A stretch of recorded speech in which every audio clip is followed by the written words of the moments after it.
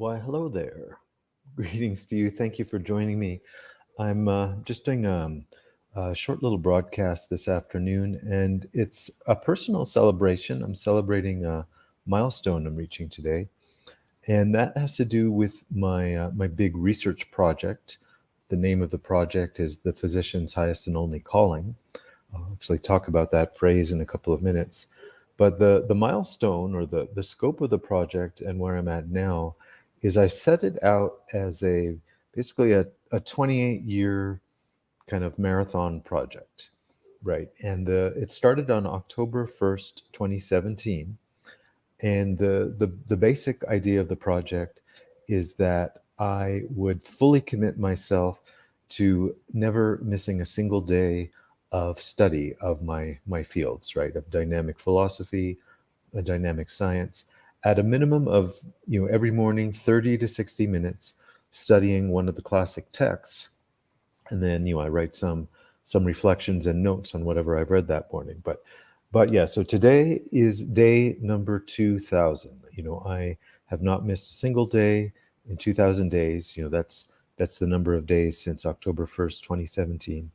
And I am now on book number 67. And that is, for whatever that's worth, that's just kind of arbitrary. I don't have a set quota, how many pages I need to read per month or anything like that. It's a time commitment, not missing a day. And as I say, I'm now here on day 2000. And I'd just like to spend a few minutes. I mean, I'm celebrating, I'm happy, and it's always nice to hit a big goal or a big milestone. And I just wanted to share a few of the lessons that I've learned in this process. Now it's going to continue. I don't stop today, but I've certainly been learning as I go. And I just have some of my notes here. If you see me turning over to my right, I'm just checking on my notes what I've wanted to remind myself about. And yeah, that's what I said at the beginning. The name of the big research project is called "The Physician's Highest and Only Calling." Now, if you have studied Heilkunst like me, that's probably a very familiar phrase to you. It's right in the first aphorism in Hahnemann's classic textbook, the Organon of Medicine, or the Organon of Heilkunst.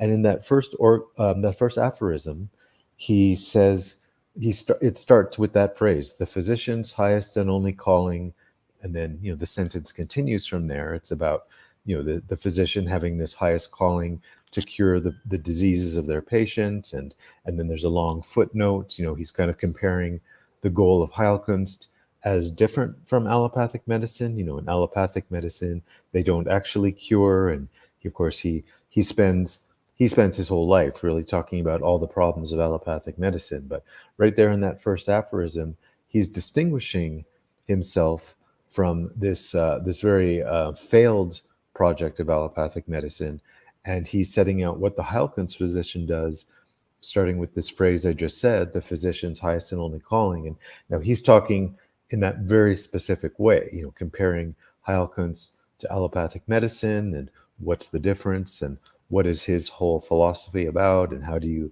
practice, and how do you cure the patient. Like he gets very specific about all these things.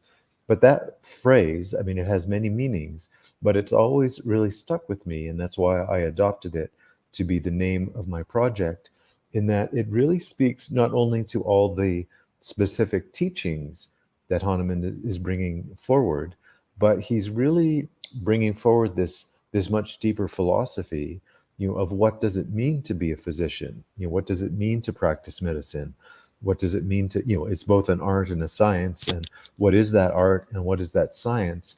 But particularly from the point of view of how is that physician kind of drawing something, this kind of higher desire out of themselves in terms of what they do in the world, right? The physician's highest and only calling. So, as I say, there's many dimensions, many implications of that. But that's the phrase I borrowed. That's the name of this project. So, to me, yes, of course, Hahnemann does all these teachings about treating the patient and curing the disease and how you do all these things, and that's the work of Heilkunst, right? That's the day-to-day meat potatoes of the whole thing. But as I say, there's a much deeper implied philosophy in all that, in I guess this is one of the things that differentiates Heilkunst from allopathic medicine. One of the big philosophical things is that Heilkunst is not a mechanical approach to the human being, or to to life and to health and to the science of all of that, where allopathic medicine is very mechanical. It's like, okay, well, we have this body part over here. It's treated like a car. We can either take out this part and replace it with with a new part, an organ donor or whatever the case is, or a mechanical part. They make some body parts now that are surgically implanted, and that's okay at one level. Like if somebody needs a part replaced, then we replace the part. That's what a surgeon would do.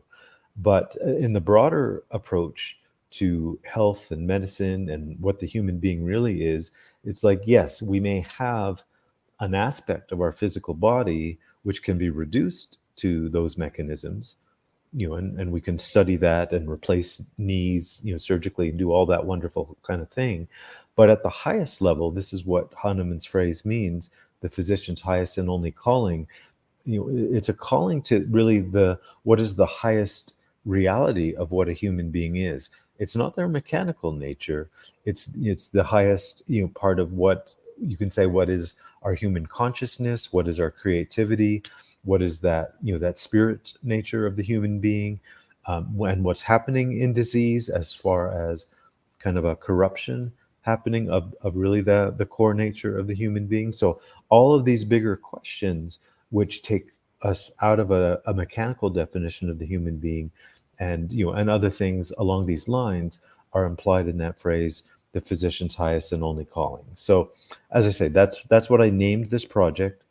Here I am on day 2000, and I wanted to share, as I said, I'm now on my 67th book. um, I suppose I could talk about each and every one of them, even at one minute each. That would that would take us just over an hour. But yeah, I don't want to quite do that rapid fire style of video. I thought I picked out three particular books which are particularly meaningful and significant to me, that I learned a lot from. In fact, they're books that I have read and reread, and you keep getting deeper and deeper meaning out of. So I just want to share some of the learnings from these three books. So let me just turn to my notes for a second here.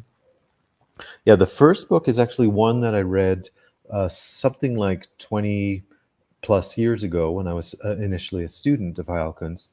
And for this project, almost 2,000 days ago, almost 5 years ago, is when I actually reread this book. So of course it was a much more enriching book for me the second time I read it. Now with my 22 years of practice in Heilkunst, it gave me such a deeper sense of insight and learning and everything from it, because I have so much more experience that I can apply to the concepts in the book. Right? It's just it's multidimensional for me now. So, anyways, this first book has a title, of course. It's called "The Wholeness of Nature," and actually, I didn't write down the subtitle.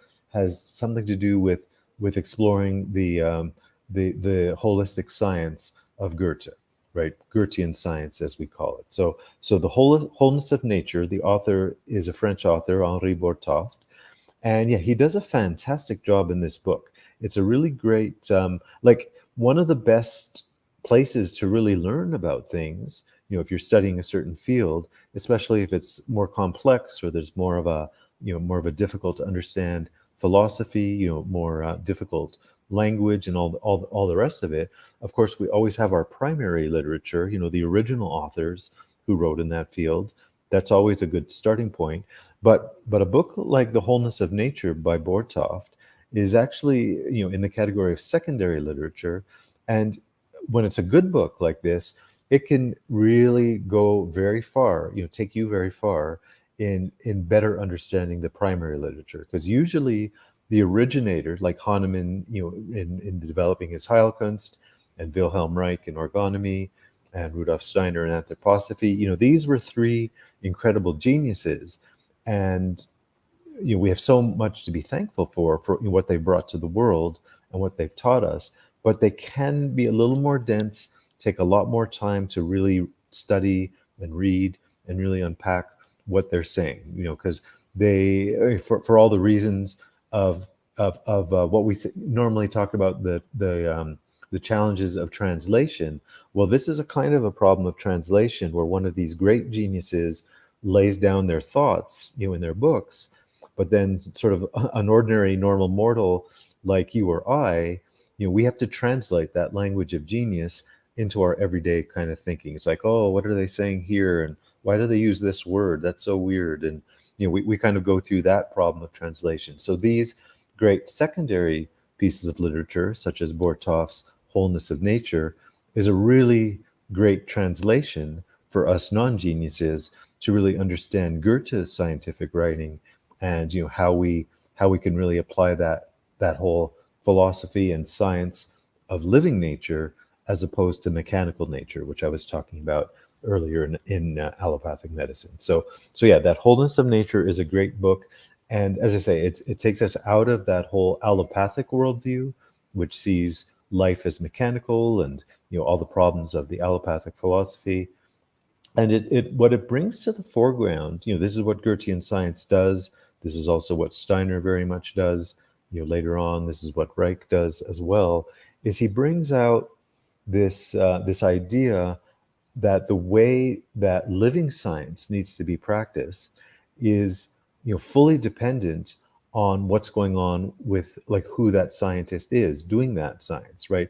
We can't just think of ourselves as some kind of detached objective observer, but the fact that we as the scientist or as the practitioner ourselves are alive. We are a living process, and we're using our faculties and our sensations, our inner life sensations, our, the dynamic processes of just being alive and being a thinking being.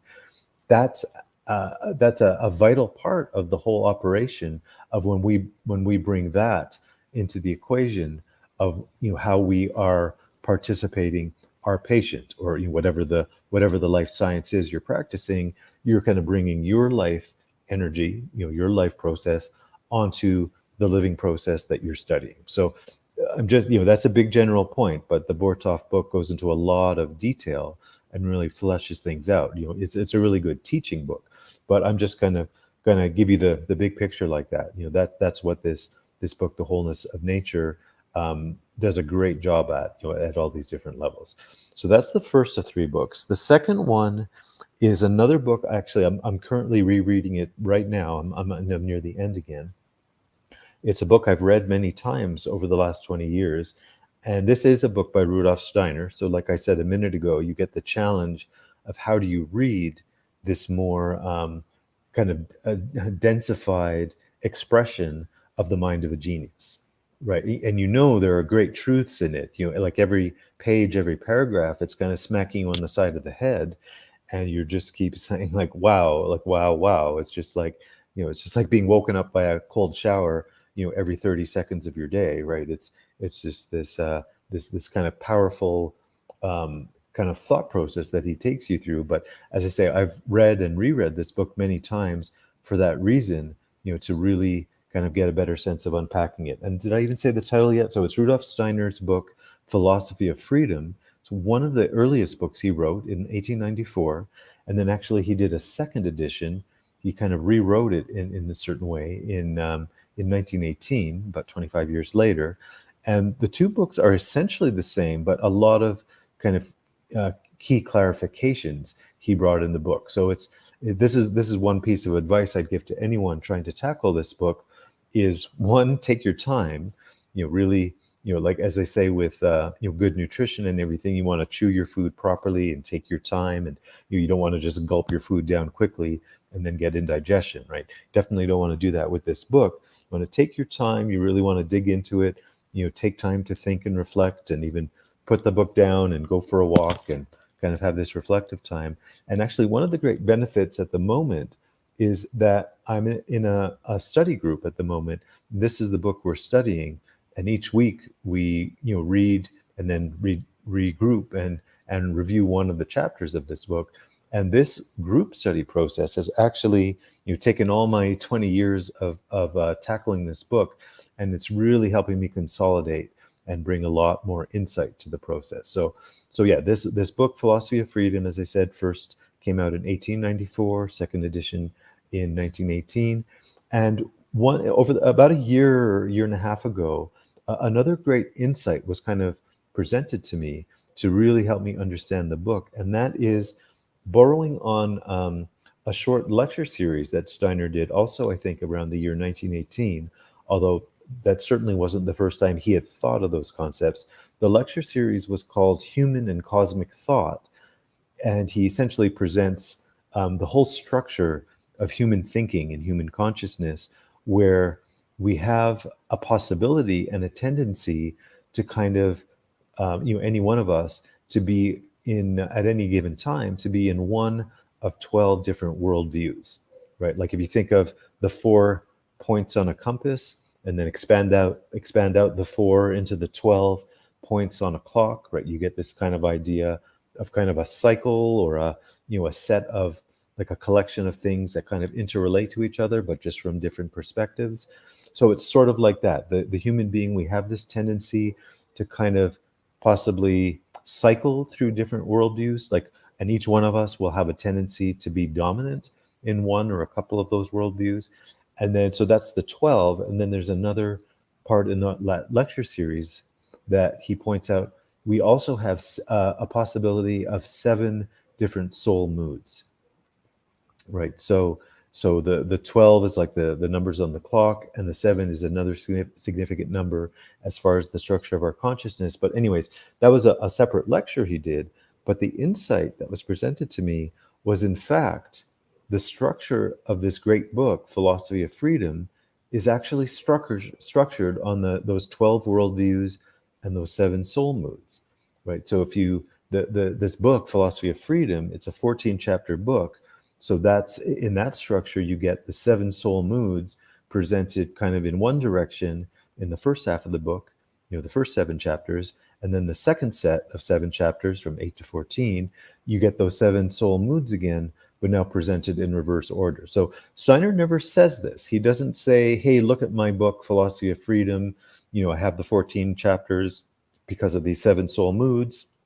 And then within each chapter, he goes through step by step each of the 12 worldviews.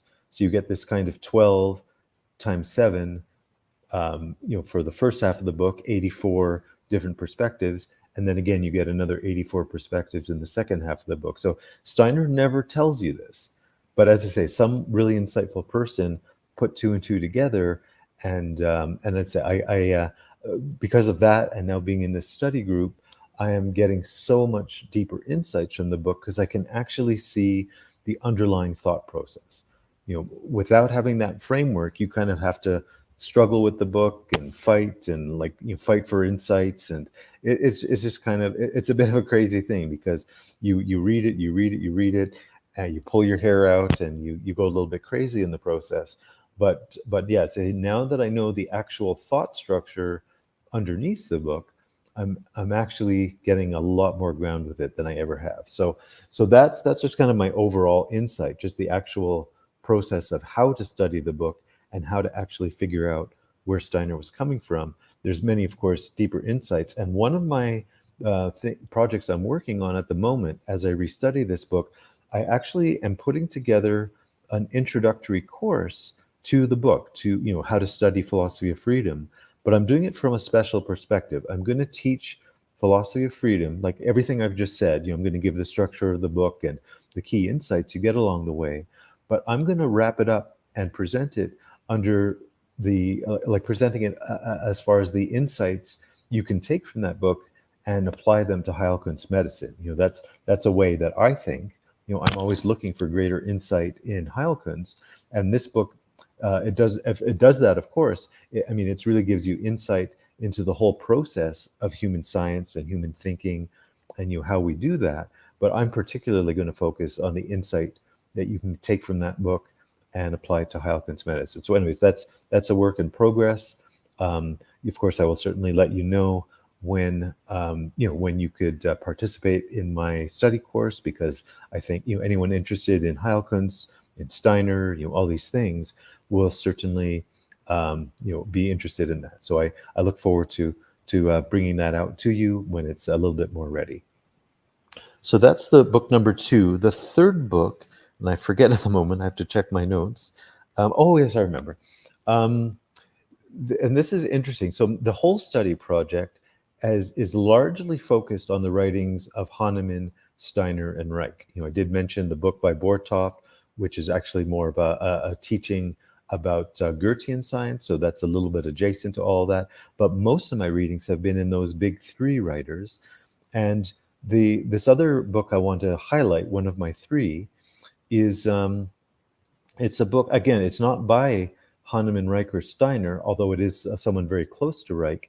And that was Reich's son, Peter Reich, in the early 1970s. He wrote basically an autobiography about himself and being a child of Reich and what it was like growing up with him as his father, and the early life experiences.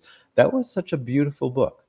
I've read so much of Wilhelm Reich himself, all his scientific experiments and his theories, and that's very dense scientific work. Speaking of all the dense geniuses that I mentioned earlier, but his son Peter Reich, he didn't follow in his father's footsteps as far as becoming a scientist and doing all that work. He was certainly around it. He knew what his father was doing, and he certainly has known after the fact, the historical impact, and he's kind of part of that whole community in that sense. But this biography he wrote in the early 1970s, as I say, is so beautiful because, yes, it gives you some of the insights into how Reich was working and some of the opposition he was facing in the world. And in fact, the great tragedy of the end of Reich's life was, that he was imprisoned and he died in prison. And of course, there's some controversy or debate. Did he die of a heart attack, or was he poisoned, or like by the federal agents, or whatever the case? Regardless of what happened there, it certainly is a tragedy. Like, if you think of what science and insight Reich could have continued to bring to the world, like what he already did was amazing, but where he could have gone, in his remaining decades of a natural lifespan, the tragedy of all that. So yeah, so his son Peter Reich, as I say, so beautifully brings this out as a biography of himself, but portraying his father, portraying what the work did in the world, and I was just really, really taken by the book.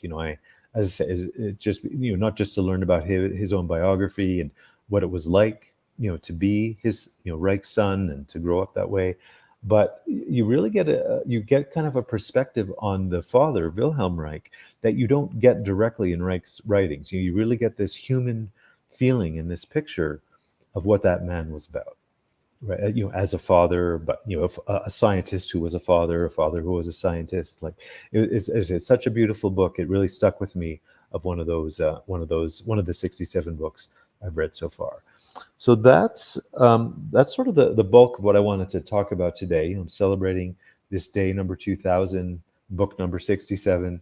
But yeah, if nothing else, this is kind of the whole reason I started this 28-year project in the first place.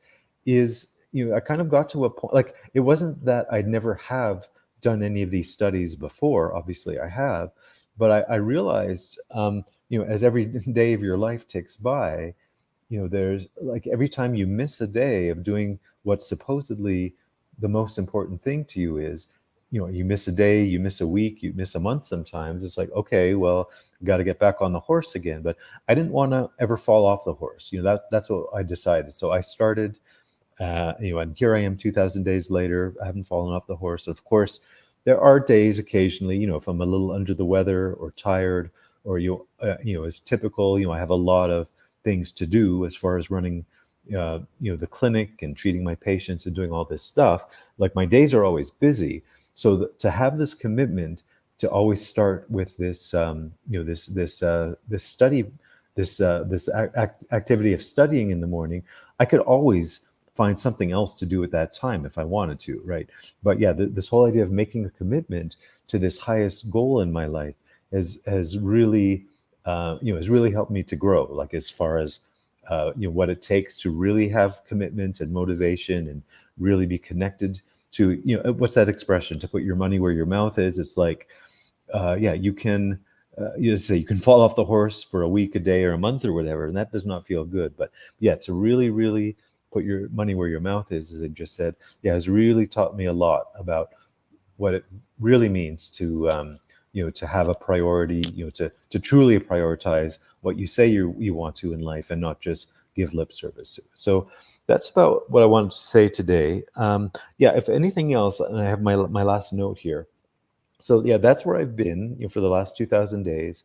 I've been making videos. You may have watched some of them along the way with me.